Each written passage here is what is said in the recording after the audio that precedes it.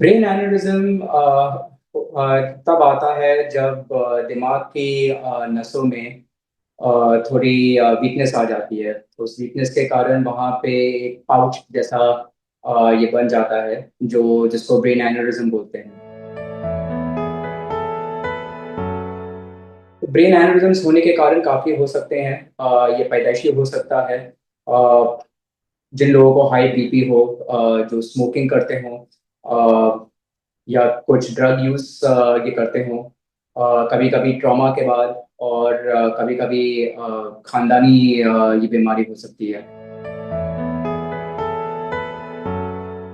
Brain एनेरिज्म्स ज़्यादातर 40 और 60 साल की उम्र में देखा जाता है।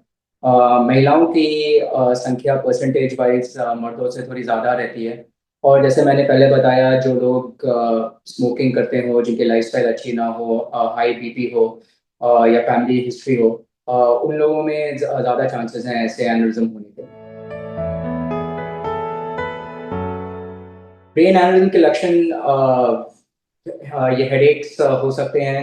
अगर एनेरिज्म फटा हुआ हो तो जो हेडेक होता है वो सडन सिवियर हेडेक होता है। वो जिंदगी का सबसे बुरा हेडेक ये लोग बोलते हैं जो उनको होता है। उसके साथ दूसरी प्रॉब्लम्स जो हो सकती हैं, कंफ्यूजन हो सकता है, विजन में थोड़ा बहुत चेंजेस हो सकते हैं, जैसे आपको ब्लरिंग हो सकता है विजन का, वॉमिटिंग हो सकती है, मिल्की का दौरा आ सकता है। अगर एन्यूरिज्म फटा है और ब्रेन में ब्लीडिंग काफ़ी हो गई है तो फिर आदमी बेहोश भी हो सकता है। ब्रेन एन्यूरिज्म का डायग्नोसिस जो होता है, आप सीटी में भी देख सकते हैं, एमआरआई में भी देख सकते हैं। आइडियली अगर पेशेंट अवेक हो तो एक सीटी एंजियोग्राम या एमआर एंजियोग्राम कर सकते हैं। लेकिन जो गोल्ड स्टैंडर्ड है, जिससे जो जिसको आप बोल सकते हैं कि जो गोल्ड स्टैंडर्ड है डायग्नोस्टिक टूल्स ब्रेन एन्यूरिज्म के लिए, वो होता है सेरेब्रल एंजियोग्राम। ये जैसे हम हार्ट का एंजियोग्राम करते हैं हार्ट के वेसल्स को चेक करने के लिए रियल टाइम में, वैसे ही ब्रेन का एंजियोग्राम करते हैं ब्रेन में जो ब्लड वेसल्स हैं उनको रियल टाइम में देखने के लिए। तो उसमें हमको पता चल जाता है कि ब्लड कहाँ से जा रहा है, कहाँ पे वो वीकनेस है वॉल में, और उसके आगे ब्लड कहाँ जा रहा है, और अगर ब्लड लीक कर रहा है तो कितना लीक कर रहा है, कहाँ पे लीक कर रहा है। ब्रेन एनेरिज्म्स का जो ट्रीटमेंट होता है, जैसे मैंने पहले बताया, अगर इंसिडेंटल फाइंडिंग है और एनेरिज्म बहुत ही छोटा है तो वेट एंड वॉच करके देख सकते हैं सीरियल स्कैन्स के साथ। यूजुअली दो टाइप के ट्रीटमेंट्स होते हैं। एक होता है एंडोवैस्कुलर कॉइलिंग और एक होता है क्लिपिंग।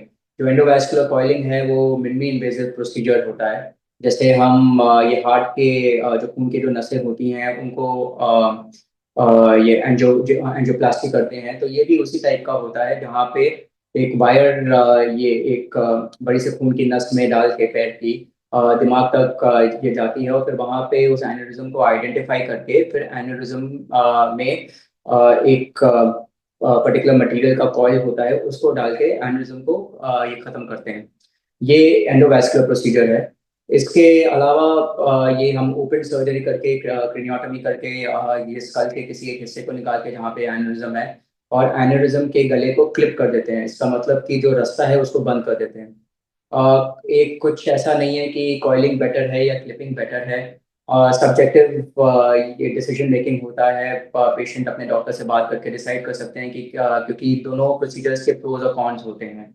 लेकिन अगर मान लीजिए एन्यूरिज्म बर्स्ट हो जाए और बहुत बुरी तरह ब्लीडिंग हो ब्रेन में, और पेशेंट की क्लिनिकल पिक्चर अच्छी ना हो जब वो हॉस्पिटल आता है, तो उस टाइम पे इमरजेंसी सर्जरी करना बेहतर होता है। उस समय में एंडोवैस्कुलर कॉइलिंग शायद ना कर पाए।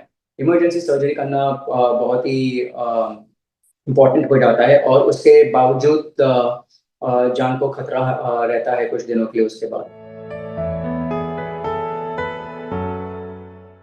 ब्रेन एन्यूरिज्म देखिए, जैसे मैंने पहले बताया कि इंसिडेंटल फाइंडिंग होती है स्कैन्स में कभी कभी।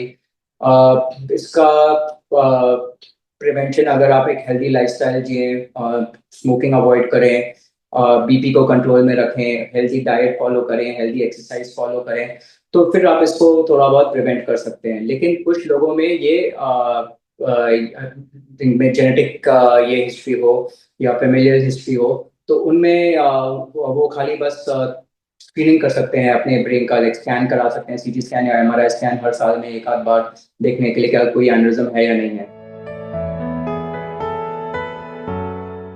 ब्रेन एनेरिज्म्स दोबारा उसी जगह होने के चांसेस बहुत ही कम है एक बार उसका ट्रीटमेंट हो जाए।